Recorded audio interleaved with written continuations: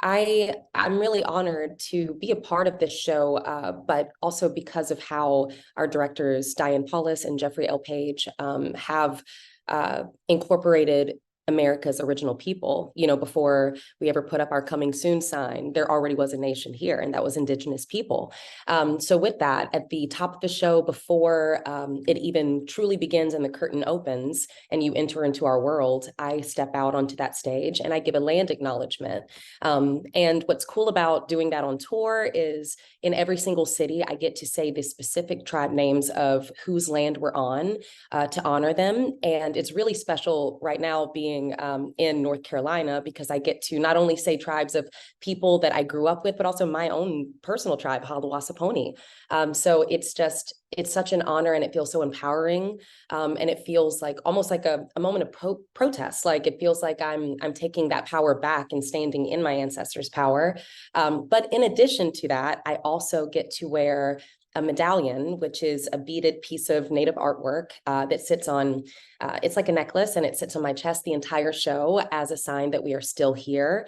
And that specific necklace, it's been in my family for years, for generations actually, from the beadwork that my grandmother and my great-grandmother passed down to my cousin. And she made it about over 30 years ago for my dad to dance in when he was still like a young man. So it's really special. And I feel like I have a piece of my personal heritage, but also my culture on that Broadway stage with me. It's really special.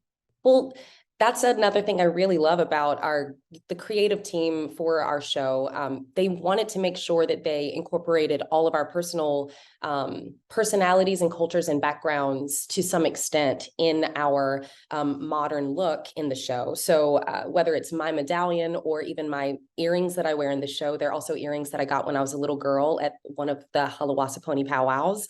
But then also there's Lulu, who plays Sam Chase in the show. She wears earrings and a necklace that serves as a symbol for her mother's tribe in the Philippines. So there's so many different specific things that are unique to us as we're standing in our own power on that stage, but also stepping in the shoes of these founding fathers. And it's really powerful to have a piece of who we are on that stage, especially considering a lot of us and who we are, we weren't considered in those conversations way back then. So to be telling that story and to have pieces of who we are as we're stepping into those shoes, it's very empowering.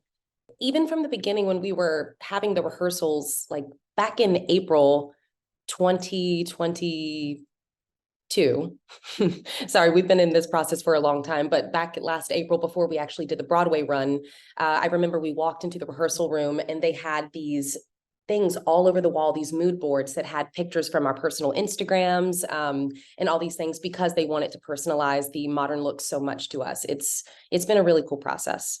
Actually, if I'm remembering correctly, I think when I made that video to send in to the WRAL fam, because I love you guys so much, but I believe that was when we were on Broadway, I was playing a different role in the show, Roger Sherman at the time, but I believe that was the first time I was making my debut understudying the role that I'm now doing full-time on the tour, which is the courier. So it's kind of full circle. That's really cool. Yeah.